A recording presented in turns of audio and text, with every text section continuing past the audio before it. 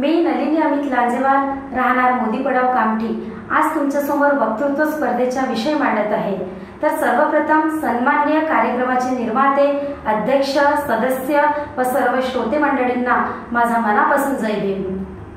शिक्षणाची अखंड पेटती मशाल हाती घेणारे, शिका, संघटित व्हा, संघर्ष करा असा संदेश देणारे, बहुजनांच्या कोटी कुणांचे उद्धारक, भारतरत्न, महामानव, बोधिसत्व डॉक्टर बाबासाहेब आंबेडकर यांना माझा त्रिवार मानाचा मुजरा।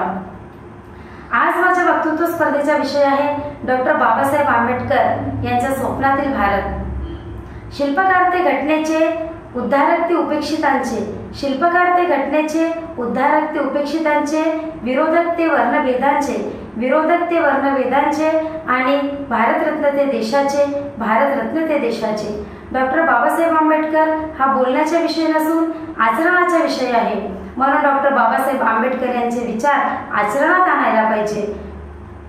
कुठलाही देश हा एखाद्या जमिनीचा तुकडा नसून लोकांची एकात्मता आणि माणसाच्या माणुसकीचे अस्तित्व होय।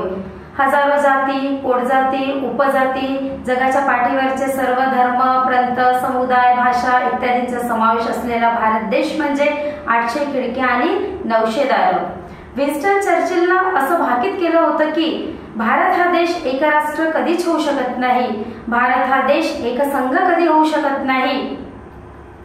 अर्थातच सर्वांनी त्यावेळची परिस्थिती मान्य केली असती आणि विन्स्टन चर्चिलचं मत योग्य ठरवलं असतं, पण आज आपण पाहत आहोत की डॉक्टर बाबासाहेब आंबेडकरांमुळे आणि त्यांच्या संविधानामुळे विन्स्टन चर्चिलचं मत आज पूर्णपणे खोटे ठरलेले आहे।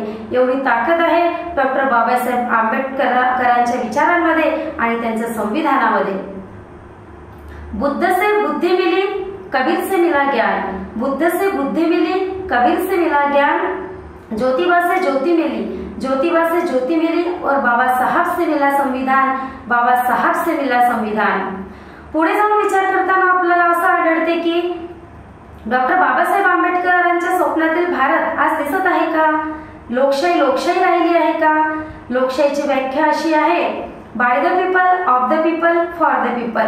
पण आज आपल्याला लोकशाहीची व्याख्या असे दिसून येते की by the people, of the people, for the people. लोक आजकाल पैशाने मत विकत घेताना आपल्याला दिसत आहेत आणि सत्तेत आल्यावर त्या लोकांचाच विचार केला जात नाही, म्हणून लोकांना असं वाटते की लोकशाही आपल्यापासून खूप दूर गेलेली आहे। भारतामध्ये आजकाल धर्मांधता वाढत चाललेली आहे। भारत हा देश धर्मनिरपेक्ष असूनही आज असं घडत आहे आणि त्यांचे जर शासन असले तर त्याला अडवणेही फार कठीण होऊन जाते। त्यांना असं वाटते की संयमाने कोतवाल तो डर काही का, म्हणून जे मनात येईल ते कार्य करताना ते आपल्याला आज दिसत आहेत। डॉक्टर बाबासाहेब आंबेडकरांना असे भारत नको होतं। डॉक्टर बाबासाहेब आंबेडकरांचे भारताविषयीचे मत काही वेगळे होते, म्हणून डॉक्टर बाबासाहेब आंबेडकरांना तरुणांविषयी खूप अपेक्षा आहेत। पण आजकालच्या तरुणांची मानसिकता अशी बनलेली आहे की मी, माझी पत्नी, बाला, बाली आणि 10x10ची खोली। आज सगळीकडे माणसं दिसत आहेत, पण माणसामध्ये माणुसकी कुठेच दिसत नाही। म्हणून तरुणांनी स्वतःबरोबरच देशाचाही विचार करायला पाहिजे, स्वतःमध्ये असलेल्या सामर्थ्याची त्यांना जाणीव व्हायला पाहिजे।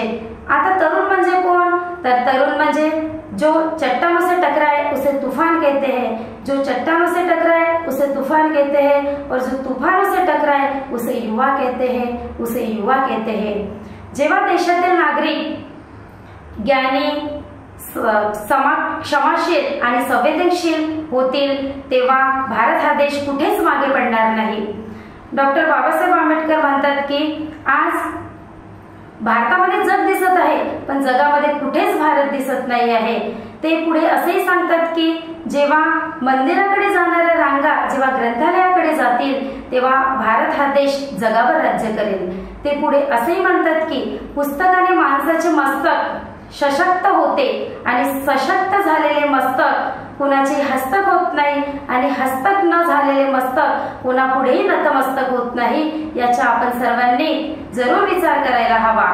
डॉक्टर बाबासाहेब आंबेडकरांना भारतातील लोक हे विज्ञानवादी पाहिजे होते। भारतामध्ये स्वातंत्र्य, समता, बंधुता, सामाजिक न्याय रुजायला हवी अशी त्यांची धारणा होती। त्याचप्रमाणे त्यांना जातीवाद नको होता। जन्मतः सर्व माणसे समान आहेत अशी त्यांची विचारसरणी होती आणि त्यासाठी त्यांनी बरेच प्रयत्नही केले. भारत हा त्यांना महासत्ता हवा होता आणि आज जी लोकशाही ठोकशाही बनलेली आहे ती लोकांनी चालवण्यापेक्षा ती लोकांसाठी चालवली जावी अशी त्यांची धारणा होती. तर आज माझ्याकडे वेळेचा अभाव आहे आणि डॉक्टर बाबासाहेब आंबेडकरांविषयी बोलायचे झाले तर वेळही अपुरा पडेल, म्हणून मी पुढील परिच्छेदांनी माझ्या शब्दांचा, माझा वक्तृत्व, माझ्या भाषणाचा समारोप करीत आहे.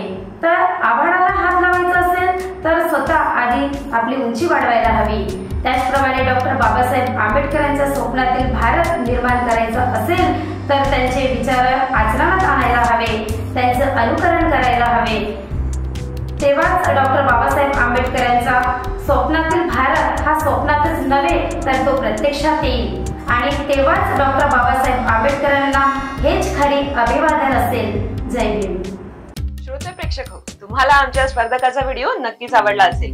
आता या स्पर्धकाला विजयी करण्यासाठी तुम्ही देखील मदत करू शकता. त्यासाठी तुम्हाला या व्हिडिओला लाईक करायचे आहे. स्पर्धकाला प्रेरित करण्यासाठी किंवा या विषयावर तुमचे मत कमेंट मध्ये व्यक्त करायचे आहे. त्याचबरोबर या स्पर्धकाचा व्हिडिओ जास्तीत जास्त लोकांपर्यंत शेअर देखील करायचा आहे. स्पेक्ट्रम अकॅडमी स्पर्धा परीक्षांच्या तयारीसोबतच महाराष्ट्राच्या कानाकोपऱ्यात विविध शैक्षणिक आणि सामाजिक उपक्रमांचे आयोजन करीत असते. ही स्पर्धा अशाच उपक्रमांचा एक भाग आहे. तुम्ही देखील स्पेक्ट्रमच्या या परिवारात सामील होऊ शकता. स्पेक्ट्रमच्या विविध उपक्रमांची अपडेट मिळवण्यासाठी या युट्यूब चॅनलला सबस्क्राईब करायला विसरू नका. व्हिडिओ शेवटपर्यंत पाहिल्याबद्दल आपले मनपूर्वक आभार.